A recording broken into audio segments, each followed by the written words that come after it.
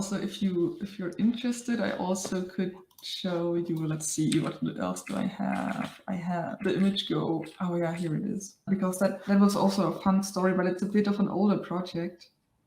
Let me see. I wanted to create a garden chair for me, basically, and I thought some sort of like wood lounge chair, and I wanted to do something on my CNC machine.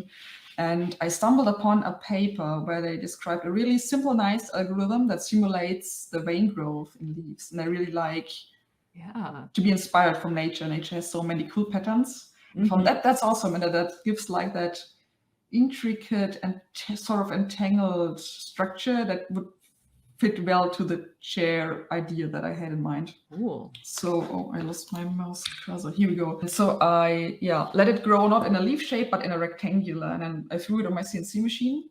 Nice. And that CNC machine, like it's a self-built one and it's a bit wobbly and I'm not really trusting it too much. And this is why I always stand beside it. And also I don't have an automatic vacuum suction thingy attached. So and that took forever.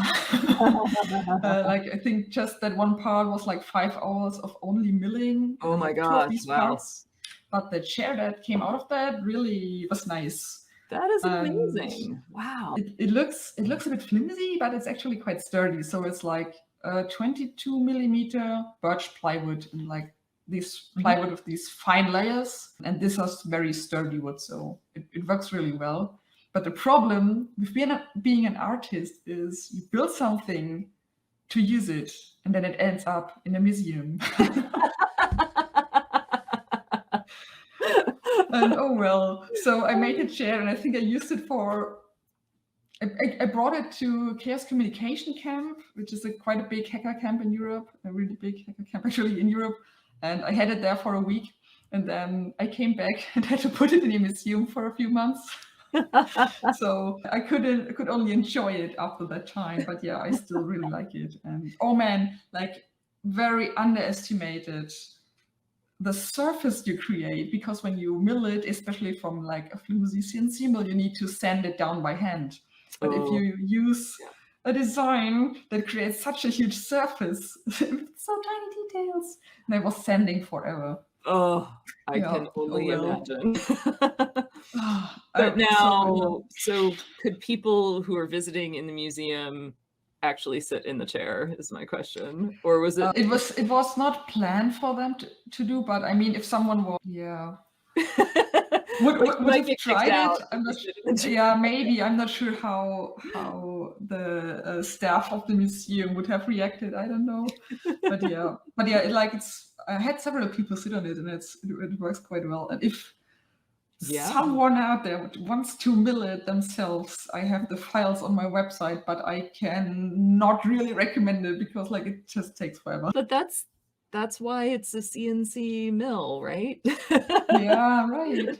But if you have like flimsy CNC mills as I do, you have to wait forever and stand beside it. It's like had hearing protection and like vacuum for 5 hours. Like, this is so boring. Oh yes. But because before that, do I have this video? Oh yeah, this one. That's a nice example that I always show when I talk about like the generative spectrum that we talked before. And this is a project, also I think 4 years old now or something. It's called Overflower, and it creates like these images that are like mandala flower succulent mixtures. And these are, I think, a really nice example where you have like, you create images that fit together, but each one is interesting enough on its own to, be nice and worth the look. Yeah. Super cool. I love that light table that's underneath the pen plotter too. That was a total accidental discover because I had it's an AxiDraw, super nice device. So if someone of you is searching for pen plotters, get an AxiDraw. They are really awesome. And evil mad scientists are cool people. Yes. Great stuff.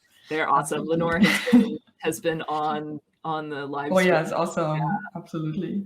Yeah. And I brought the pen plotter to Chaos Communication Congress, which is also quite a big hacker event in Europe and Germany every year, when there's no corona at least. Yeah. And like it was fun. I was spotting stuff, but it was I mean, like, it's a big hall. It's quite dark in there. Like, hacky people like dark areas. And then you have that drawing machine, which is nice, but no one really looks at it because it's so dark. And I thought, like, oh well, next year I need to get some spotlight or something. And then I stumbled upon these drawing, tablets, tables that I usually use for animation drawings, for example, where you want to onion skin see through your paper when you do animations.